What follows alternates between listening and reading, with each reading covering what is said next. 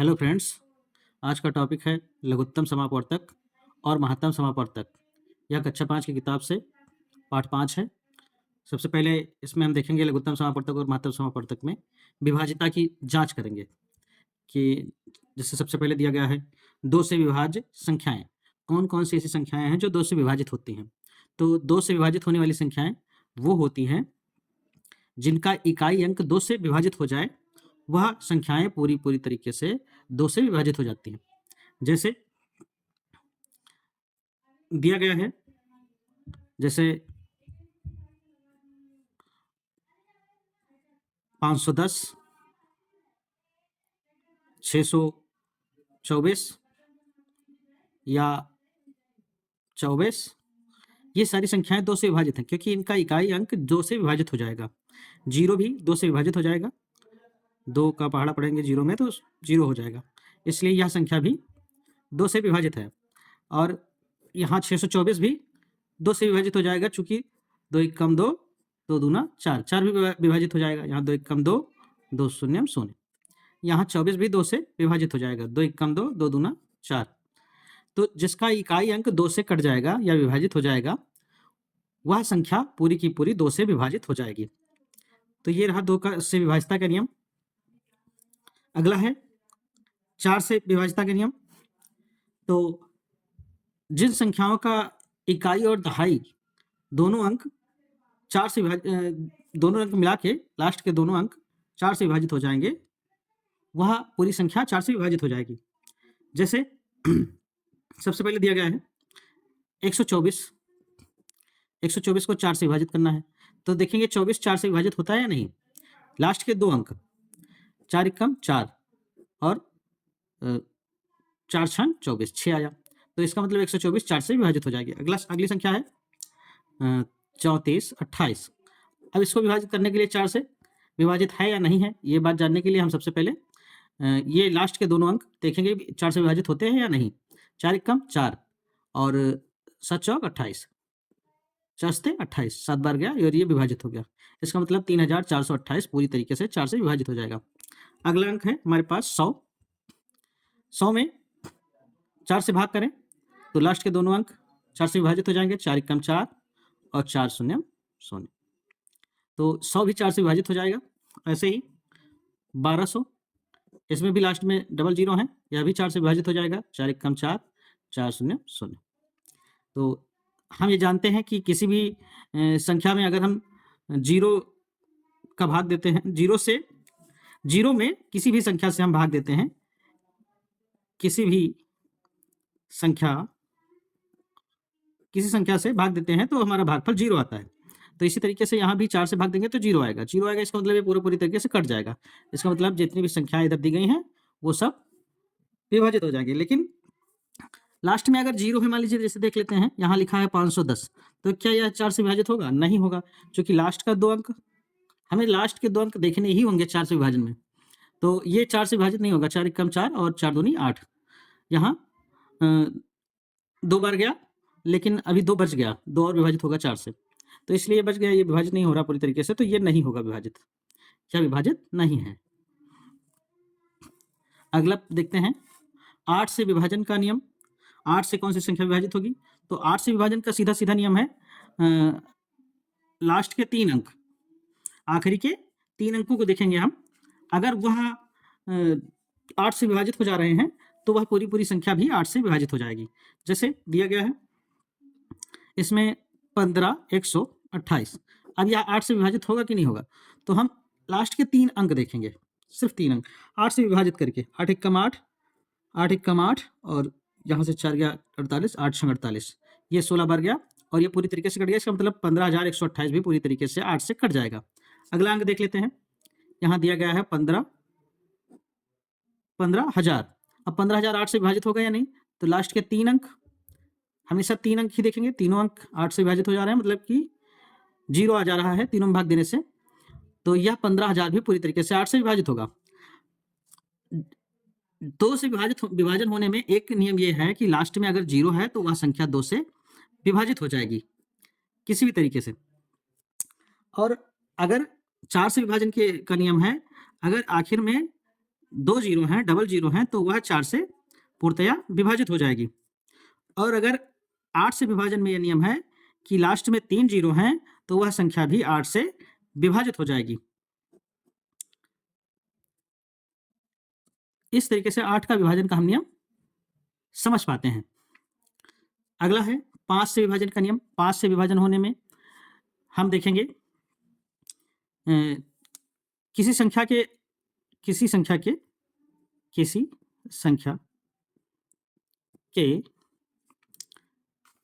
Last में आखिर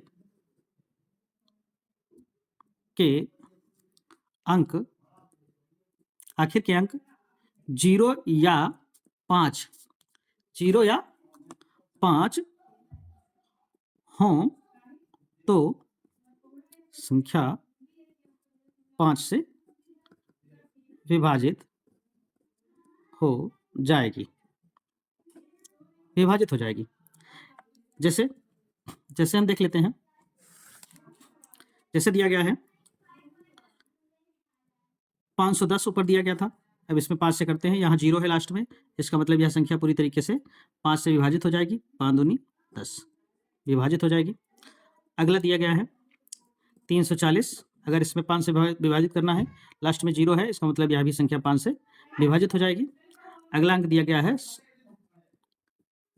7890। इसमें 5 से विभाजन का नियम लगाते हैं तो यह भी संख्या 5 से विभाजित हो जाएगी। 5 एकम 5, 5 और 40। आखिर में 0 और 5 होना चाहिए। आखिर में देखते हैं यहाँ पर अगर लिखा है 715, तो क्या यह संख्या 5 से विभाजित हो जाएगी? हाँ, यह संख्या 5 से विभाजित हो जाएगी। 5 एकम 5, 5 एकम 5 और यहाँ 2 बच्चा, तो 21, 5 चौक 20 और 5 15। ये पूरी तरीके से विभाजित हो गया।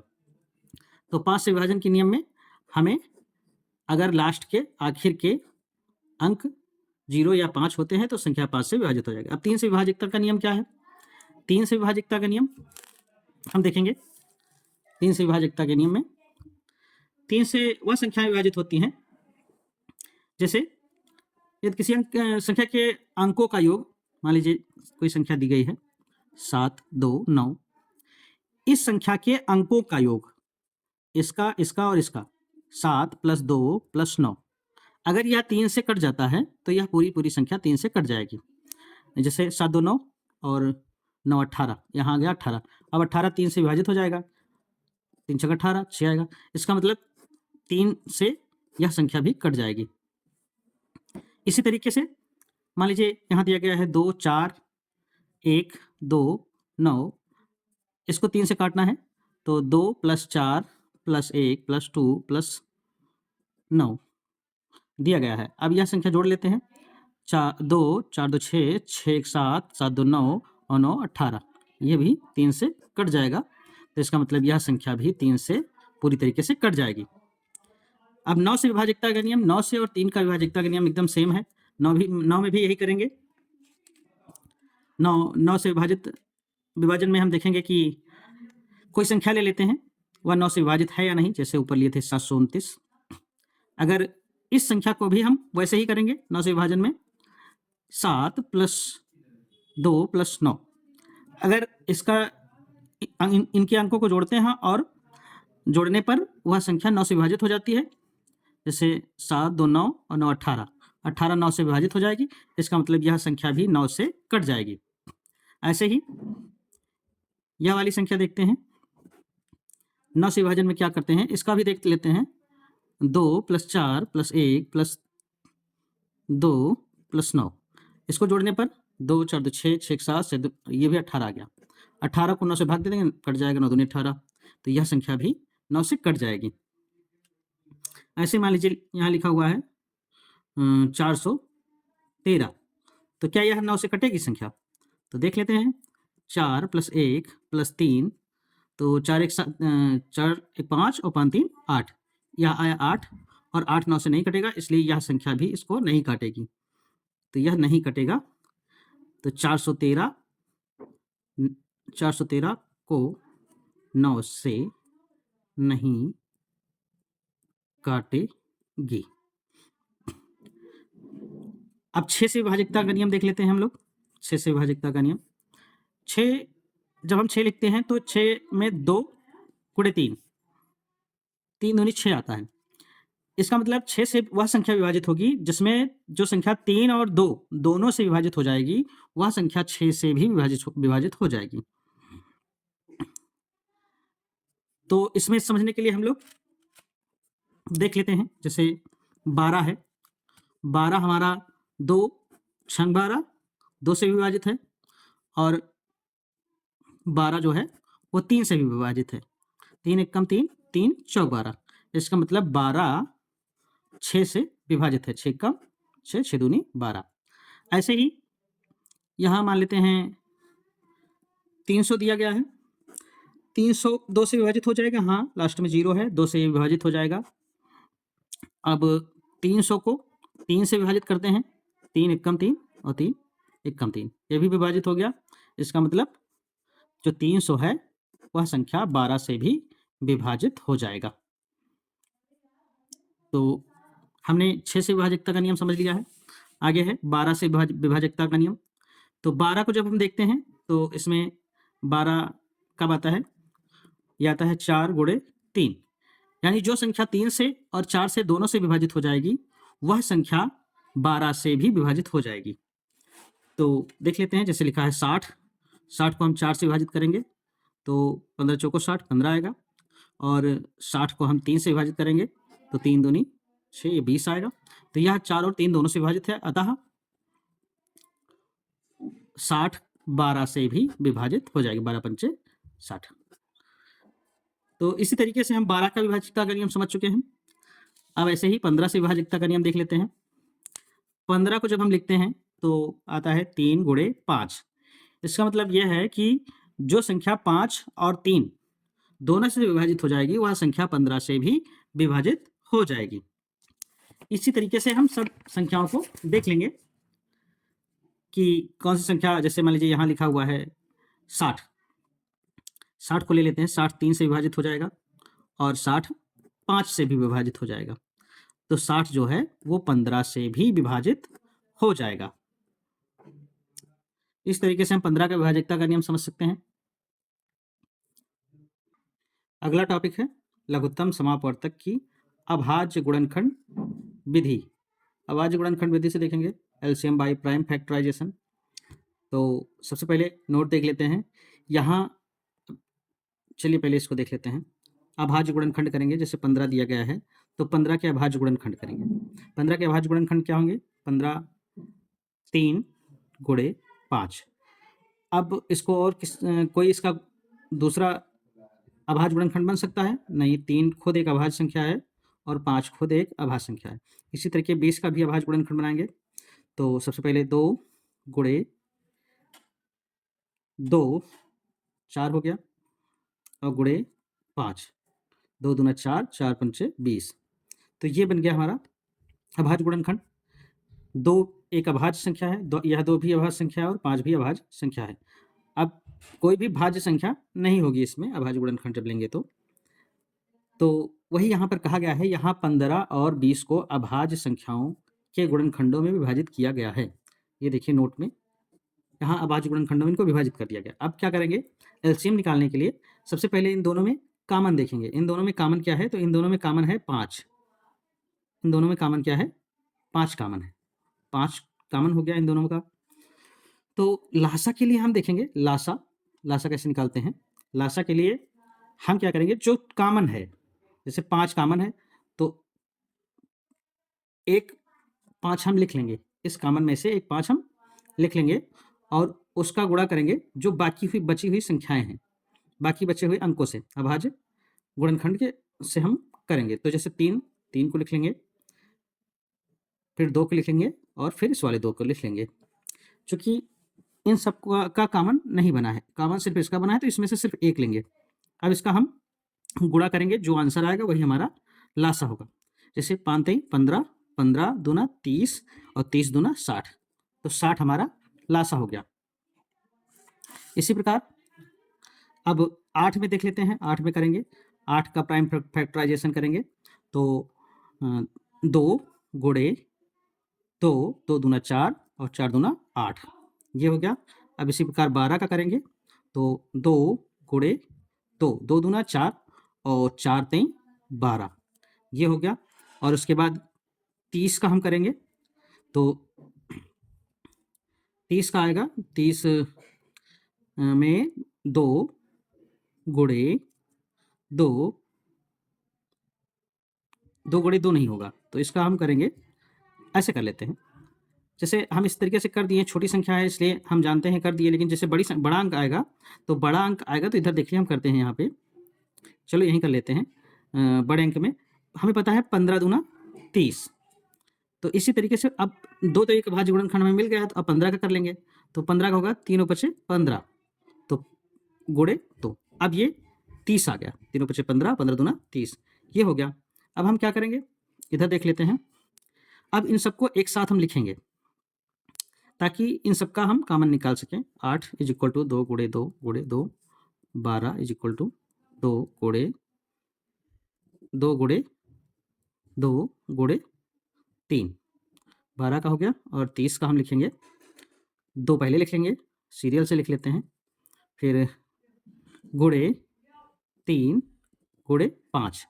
अब इन सब में कॉमन देखेंगे हम, कॉमन है तीनों में, ये 3 कॉमन है, ये 2 कॉमन है, और इन दोनों में ये वाला 2 कॉमन है, और इन दोनों में ये वाला 3 कॉमन है।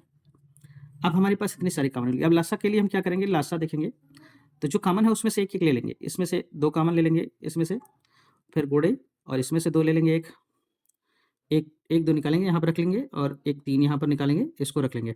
उसके बाद बाकी बचा है ये और ये, इन दोनों को गुणा कर देंगे, तो हमारा लासा निकल आएगा। तो गुणा करते हैं, 5 दूनी 10, 10 तियाँ 30, 30 दूना 60 और 6 दूनी 12, 120, 120 आया, 120 हमारा लासा हो गया। तो इस तरीके से हम इसका लासा निकाल सकते हैं। किसी का भी प्राइम फैक्टराइजेशन करना है तो हम उस संख्या को, मान लीजिए हम, चलो एक करके दिखाते हैं। मान लीजिए यहाँ पे लिखा हुआ है 48, इसका प्राइम फैक्टराइजेशन करना है, आप कैसे करेंगे? इसका हम करने के लिए हमें पता है 8 छंग 48, 8 और 6 आ गए, लेकिन ये प्राइम फैक्टर नहीं है, तो हम फिर ये दोनों मिल गए 8 छंग 48। अब इनका प्राइम फैक्टराइजेशन करेंगे, तो सबसे पहले 8 का करते हैं 2 गुणे 2, या 3 बार 2 लिखेंगे, प्राइम फैक्टराइजेशन हो जाएगा। या फिर हम यूँ कर लें, चलो यहाँ कर लिए, ठीक है कोई बात नहीं, यहाँ करके देखते हैं। ये 4 दूनी 8 हमें पता है, और यहाँ 3 दूनी 6 पता है, चलो ये प्राइम फैक्टराइजेशन हो गया। अभी 4 का बाकी है, 2 दूना 4, फिर ये वाला लिख लेंगे, और ये वाला लिख लेंगे, और ये वाला लिख लेंगे, तो ये प्राइम फैक्टर हमारे इतने सारे बन गए हैं। वैसे यहाँ भी 3 बार 2 कर लिए, गुणे 3 दूनी 6, तो इस तरीके से भी प्राइम फैक्टराइजेशन आप बना सकते हैं, इसका कर सकते हैं। और यहाँ भी हमने देखो इस तरीके से प्राइम फैक्टराइजेशन किया है। तो प्राइम फैक्टराइजेशन का सबसे आसान तरीका ऐसे ही निकालना होगा। तो आइए देखते हैं महत्तम समापवर्तक कैसे निकाला जाता है। हाईएस्ट कॉमन फैक्टर या ग्रेटेस्ट कॉमन डिवीजर। तो आओ देखें, सबसे पहले 15 और 18 का अभाज्य गुणनखंड करेंगे, तो कर लेते हैं 15 और 18 का अभाज्य गुणनखंड। 15 का करते हैं तो तीनों पचे 15, और 18 का करेंगे, मान लीजिए 18 का, तो 18 का हमें पता है 6 त्रिक 18, ऐसे कर लेते हैं। लेकिन अभी ये 6 का प्राइम फैक्टराइजेशन नहीं हुआ है, तो 6 का हम करेंगे 3 दूनी 6 गुणे 3, ये हो गया। इसका कर लिए, ये आ गया, और ये पहले से था। आगे देखते हैं, अब इनको एक साथ लिख लेते हैं। 15 का लिखेंगे 3 गुणे 5, और 18 को 3 गुणे 2। अब यहाँ पर ये कॉमन है और कुछ कॉमन नहीं, तो ये मासा में हाईएस्ट कॉमन फैक्टर पहले ही दिया गया है। हाईएस्ट कॉमन फैक्टर, महत्तम समापवर्तक, जो सबसे बड़ा फैक्टर होगा, सब में कॉमन होगा, वही हमारा हाईएस्ट कॉमन फैक्टर। तो इसमें हाईएस्ट कॉमन फैक्टर 3 है, तो हमारा मासा होगा 3। ऐसे ही गुणनखंड विधि से इसका भी मासा निकाल लेते हैं। 8 का होगा, 8 का प्राइम फैक्टराइजेशन करते हैं, 2 गुणे 2 गुणे 2। 12 का कर लेते हैं, 12 का होगा 2 गुणे 2 गुणे 3, 4 का 2 बार 2 से गुणा होगा, 8 में 3 बार 2 से गुणा होगा। ऐसे ही अब हम 16 का कर लेंगे। 16 में 4 चौक 16, तो मतलब 2 बार 2 से गुणा और फिर 2 बार 2 से गुणा, 2 दूना 4, दूना 8, दूना 16। अब हम देखते हैं इसमें कॉमन क्या है। तो सबसे पहले ये कॉमन मिला है तीनों में और ये वाला कॉमन तीनों में मिला है। यहाँ 3 अंकों तीनों में हमें मासा निकालना है। तीनों में कौन सा सबसे बड़ा अंक ऐसा होगा जो तीनों को काट देगा एक साथ। तो इसके अलावा और कुछ कॉमन नहीं है। कॉमन यहाँ इन दोनों अंकों में मिल जाएगा, लेकिन लासा जब निकालते हैं तब लेते हैं। और ये देखिए यहाँ लिया गया है, अभी दिखाते हैं हम आपको। ये देखिए इसमें ले लिए, लेकिन मासा जब निकालेंगे तो तीनों अंकों में मासा निकालेंगे तो तीनों अंकों में कॉमन होना चाहिए। यहाँ 2 अंकों में हो गया, 2 संख्याओं में हो गया तो कोई बात नहीं, इसको हम ले लिए। तो ये सिर्फ लासा में होगा, लेकिन मासा में जितनी संख्या दी होंगी उनमें कौन सा कॉमन है, तो उनमें ये दोनों कॉमन है। तो मासा बराबर एक इसमें से 2 ले लेंगे और एक इसमें से ले लेंगे, तो 2 दूना 4, 4 हमारा मासा होगा। ऐसे ही ये देखिए लिखा हुआ है, इसे भी जाने। तो इसे जानते हैं, लिखा है 2 संख्याओं के लासा व मासा का गुणनखंड उन संख्याओं के गुणनफल के बराबर होता है। 2 संख्याओं के लासा और मासा, दो संख्या है, उनका लासा और मासा निकाला गया। मान लीजिए 18 है, 18 और 15 दोनों का लासा निकाला गया। लासा निकालते हैं तो 6 त्रिक 18, 3 गुणे 3 गुणे 2, 3 त्रिक 9 दूनी 18, यहाँ 3 गुणे 5, तो इनमें ये कॉमन है, तो और बाकी कुछ कॉमन नहीं है। तो लासा निकालते हैं। लासा बराबर होगा 3 गुणे 3 गुणे 2 गुणे 5, तो 3 त्रिक 9 दूनी 18, 18 पंचे 90, ये हो गया 90। 90 हमारा लासा आया। ऐसे ही मासा बराबर हमारा मासा 3 आया है, क्योंकि 3 ही इन दोनों में कॉमन है। अब इसको सिद्ध कर लेते हैं। हमारे पास पहली संख्या है 18 गुणे 15, दूसरी संख्या हो गई, और इधर हो गया लासा है हमारा 90 गुणे 3, तो 9 त्रिक 27, 270 आया। इधर देखते हैं, इधर भी 270 आना चाहिए। तो 15 अट्ठे 15 का पहाड़ पढ़ो, 15 15 पचहत्तर, 15 छक्का 90, 15 सत्ते 122, 15 अट्ठे 120, 15 अट्ठे 120 के 0 हासिल 12 हासिल आया, और 15 एकम 15 और 15 में 12 जोड़ेंगे तो 7 और 270, ये देखो दोनों बराबर हो गए। तो यह सूत्र हमारा सिद्ध हो गया कि यह एकदम सही है। आइए अभ्यास प्रश्न देखते हैं। अगर वीडियो में कुछ समझ नहीं आ रहा है एक बार में, तो आप वीडियो को वापस रिवर्स करके भी समझ सकते हैं। तो चलिए देखते हैं प्रश्न नंबर 1। सबसे पहले दिया गया है, निम्नलिखित संख्याओं में कौन कौन सी संख्याएं 2, 3 और 6 तीनों से विभाज्य हैं। इसमें तीनों से विभाज्य हमें निकालना है। तो सबसे पहले कौन कौन सी संख्याएं हैं, तो कौन कौन सी संख्याएं हैं, सबसे पहले का नंबर देखते हैं। क्या का नंबर 2 और 3 और 6 से तीनों से विभाज्य है? तो हाँ, ये 60 विभाज्य है, चूंकि 60 जो है 2 से भी कट जाएगा, 2 चूंकि 0 है लास्ट में इसलिए कट जाएगा, तो यहाँ जाएगा 30। अब ऐसे ही 3 से भी 60 कट जाएगा, 3 कम 3 और 3 दूनी 6। इनको जोड़ ले, अगर इनको जोड़ते हैं तो इनका जो अंक जोड़ने पे आएगा वो 6 आएगा। 6 3 से विभाजित है, इसलिए 60 कट जाएगा 3 से, और 60 जो है वो 6 से भी कट जाएगा, 6 कम 6। तो सबसे पहले ये तो विभाजित हो गया। उसके बाद 96 को देखते हैं। 96 क्या 2 से विभाजित है? हाँ है, 2 से विभाजित है, चूँकि इसका इकाई अंक 2 से विभाजित है, 2 तियाँ 6, इसलिए यह 2 से विभाजित है। क्या यह 3 से विभाजित है? देख लेते हैं। 9 + 6, 9 6 15, 9 6 15 आ गया। अब 15 3 से विभाजित है, तो इसलिए यह 3 से भी विभाजित हो गया। अब 96 क्या 6 से विभाजित है?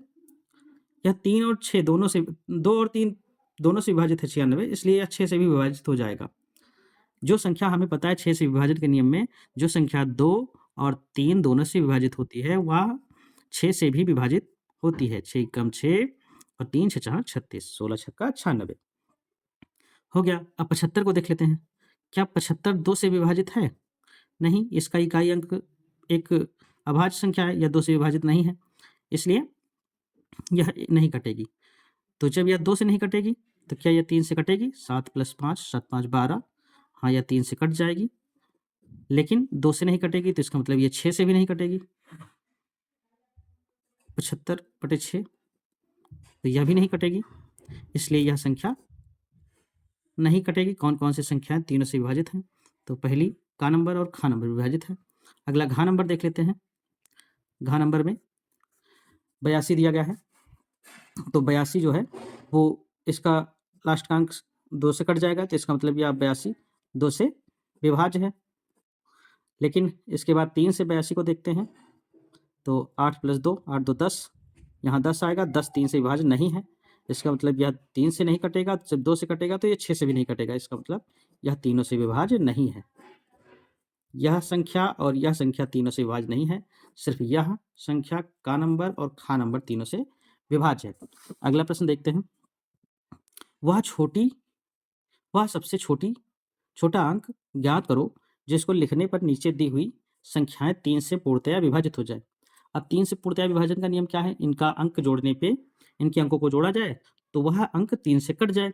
तो सबसे पहले हमें पता है कि ये 3 से विभाजित हैं, तो यहाँ कौन सा ऐसा अंक आएगा जो 3 से विभाजन होने पर के लिए आ जाए तो कट जाइए। तो यहाँ देख लेते हैं।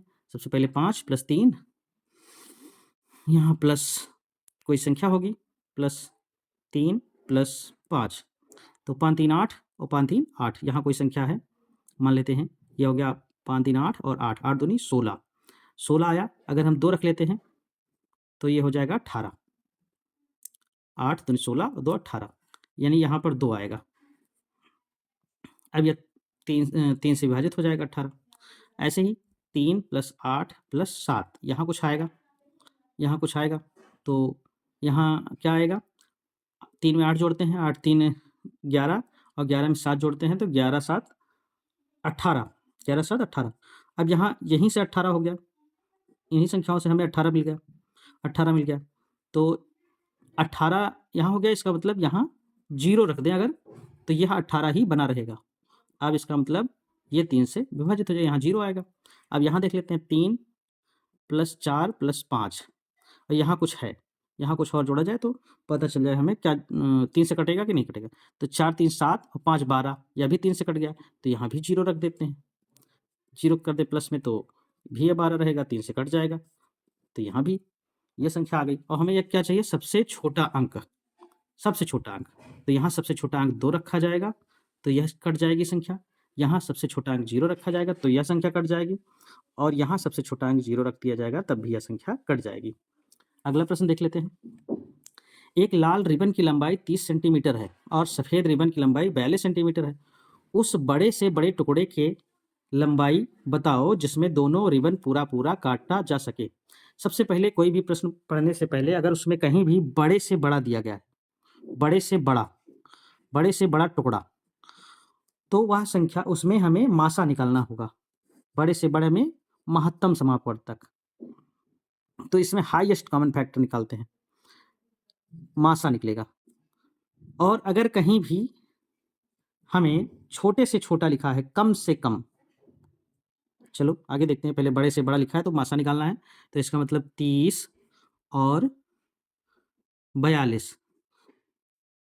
एक लाल रिबन की लंबाई 30 है, लाल रिबन, और सफ़ेद रिबन 42 सेंटीमीटर। उससे बड़े से बड़े टुकड़े में की लंबाई बताओ जिसमें रिबन पूरा काटा जा सके, तो इसका हम मासा निकालेंगे। प्राइम फैक्टराइजेशन करते हैं तो हमें पता है 15 दूना 30 और 3 9 5 15, तो यहाँ 3 5 15, 15 दूना 30, ये हो गया। ये 42 है, तो 42 को कर लेते हैं, तो 2 गुणे 3, 2 3 6 और 6 7 42, ये आ गया हमारा। उसके बाद प्राइम फैक्टर आ गए। अब हम इन दोनों में कॉमन देखते हैं। कॉमन क्या है? यहाँ 3 कॉमन है और यहाँ 2 कॉमन है, तो मासा बराबर जो कॉमन होता है उनका गुणा कर लेते हैं। 1 3 यहाँ से, 1 2 वहाँ से, इन दोनों का गुणा करें, 3 दूनी 6 आएगा। तो 6 सेंटीमीटर वह बड़े से बड़ा टुकड़ा है।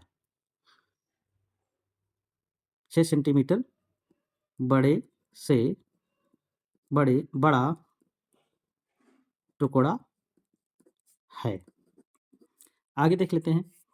ऐसे ही अगला प्रश्न, 80 और 90 को पूरा विभाजित करने वाली सबसे बड़ी संख्या बताओ। सबसे बड़ी संख्या, सबसे बड़ी संख्या 80 और 90 दोनों को पूरी तरीके से विभाजित कर दे, दोनों विभाजित कर दे तो इसका मतलब 80 का कर लेते हैं 10 गुणे 8 प्राइम फैक्टराइजेशन, यहाँ आएगा 2 पंचे 10 और 8 का होता है 2 गुणे 2 गुणे 2। और ऐसे ही 90 का कर लेते हैं, 90 का होगा 10 गुणे 9 और 10 का करेंगे तो 2 पंचे 10 और 9 का करेंगे तो 3 तिरा की 9। अब हम सबसे बड़ा चाहिए तो मासा निकालना होगा, इसका मतलब बड़े से बड़ा मतलब मासा निकालना है, तो इसमें ये और ये कामन है और कुछ कामन नहीं है, तो 2 गुणे 5 5 दूनी 10, 10 हमारा मासा होगा। यह सबसे बड़ी संख्या होगी, सबसे बड़ी संख्या, सबसे बड़ी संख्या जिससे ये सभी पूरी तरीके से विभाजित हो जाएगा, यानी 10 से 80 भी विभाजित हो जाएगा और 90 भी 10 से कट जाएगा। अगला प्रश्न है, एक अलमारी में कुछ पुस्तकें रखी हुई हैं, इनको 10, 15 और 24 के समूह में रखने पर पूरे समूह बन जाते हैं। अलमारी में कम से कम कितनी पुस्तकें हैं?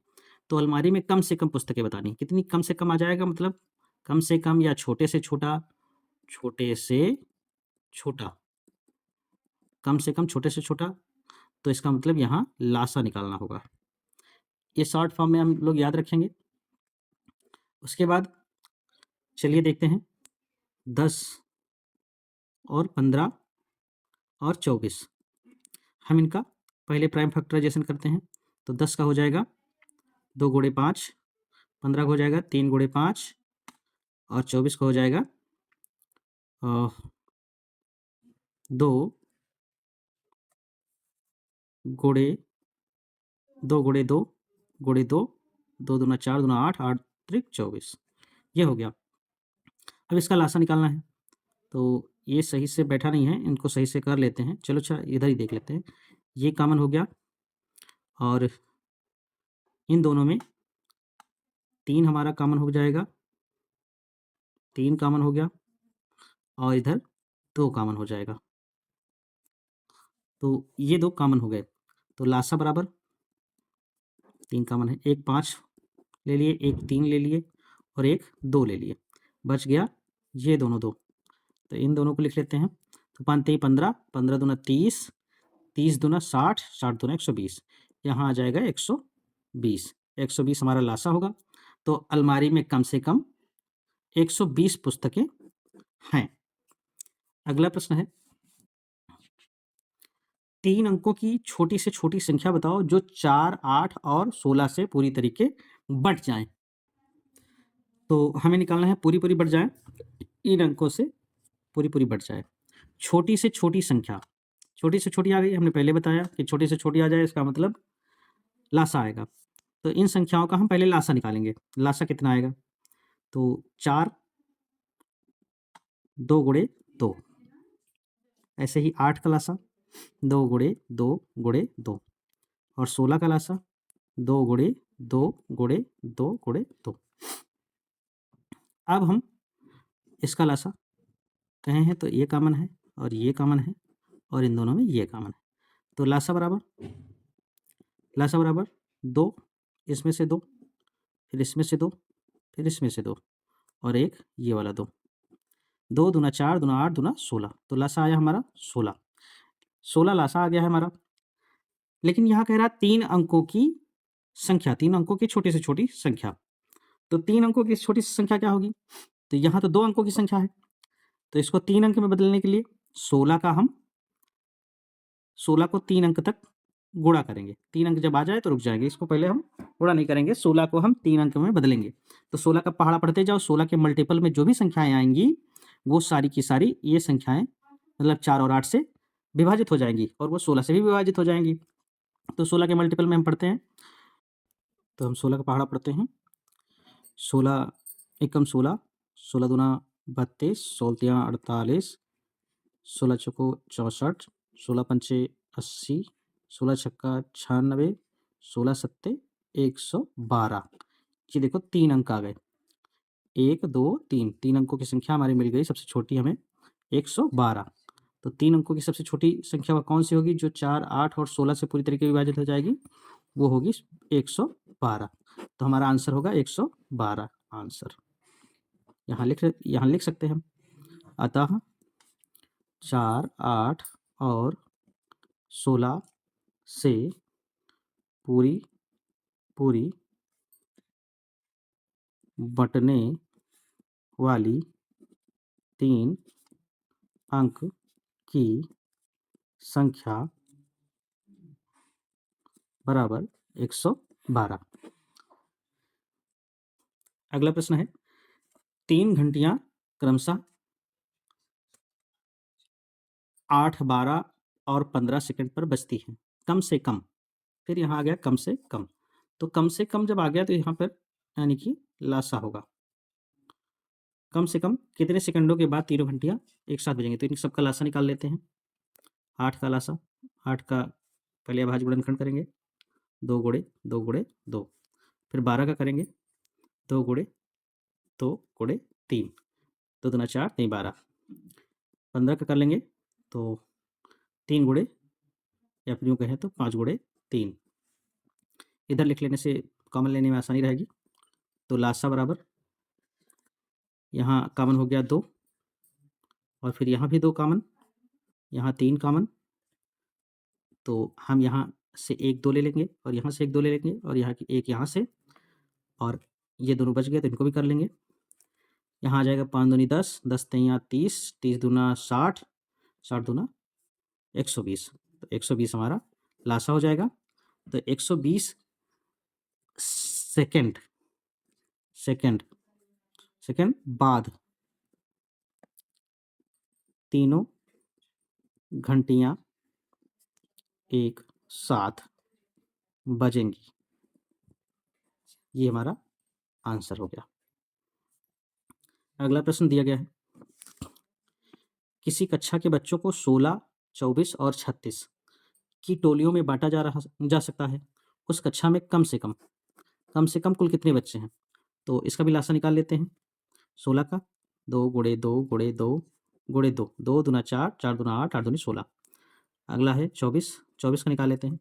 तो 2 गुणे 2 और गुणे 2, 2 दूना 4, 4 दूना 8, 8 दूनी 16 और 8 त्रिक 24। 3 बार गया, 8 त्रिक 24 हो गया। अगला है 36, 36 को निकाल लेते हैं। तो 2 गुणे 2, 2 दूना 4 और 3 तरह की 9, तो 4 तीन 9 चौक 36, यहाँ 36 हो गया। अब हम इनका कॉमन निकाल लेते हैं, और ये रहा कॉमन। तो लासा बराबर 2 गुणे, एक इसमें से, एक इसमें से, और एक इसमें से, और एक इसमें से। अब बच गया ये दोनों, तो इनको भी कर लेते हैं। अब इधर करते हैं, 3 दूनी 6, 6 त्रिक 18, 18 18, 18 दूनी 36, और 36 दूना 72, 72 दूना 72 दूना 72 दूना 2 दूना 4, 7 दूना 14, 144। 144 हमारा लासा हो गया। तो कुल कितने बच्चे होंगे? तो कक्षा में 144 बच्चे कुल हैं। अगला प्रश्न है, तीन बर्तनों में क्रमशः 28, 56 और 84 लीटर तेल है। उस बड़े से बड़े बर्तन की माप बताओ जिसमें तीनों बर्तनों का तेल पूरी बार मापा जा सके। तो बड़ा सा बड़ा बर्तन, तो चलिए बड़े से बड़ा मतलब मासा। हम मासा निकालते हैं इनका। मासा निकालने के लिए क्या करेंगे? पहले इनका हम अभाज्य गुणनखंड निकालेंगे। 28 का करते हैं, तो 28 का होगा 7 चौक 28, तो यहाँ आ जाएगा 7 गुणे 2 गुणे 2। ऐसे ही हम 56 का कर लेते हैं, तो 8 सत्ते 56। अब 7 तो अभाज्य गुणनखंड है, 8 नहीं है, तो 8 का करेंगे। 7 गुणे 2 गुणे 2 गुणे 2। अब ऐसे ही 84 का कर लेते हैं। तो 14 छंग 84, 14 छंग 84 होता है। अब हम यहाँ 14 का करेंगे 7 गुणे 2, 7 दूनी 14, और 6 का करेंगे 2 तियाँ 6। तो अब ये हो गया। अब इस सब में 7 हमारा कॉमन है, यहाँ 2 कॉमन है, और यहाँ भी 2 कॉमन है। तो इसका हमें मासा निकालना है। मासा होगा 7 गुणे 2 गुणे 2, एक 7 यहाँ से, एक 2 यहाँ से, और एक 2 यहाँ से। तो 7 दूनी 14, और 14 दूना 28। तो यहाँ आ गया 28, 28 हमारा मासा होगा। तो 14 दूना 28, 28 हमारा मासा होगा, और 28 इसमें से बर्तन की माप बताओ जिसमें तीनों बर्तनों का तेल पूरी पूरी बाहर निकाला जा सके। तो बर्तन की माप 28 लीटर है। यही हमारा आंसर होगा। वीडियो पसंद आया हो तो लाइक एंड सब्सक्राइब कीजिए, अपने दोस्तों को शेयर कीजिए। ऐसे ही कक्षा 5 की किताब के सारे चैप्टर हम पढ़ाते रहेंगे। इसके लिए आप चैनल को सब्सक्राइब कर दीजिए।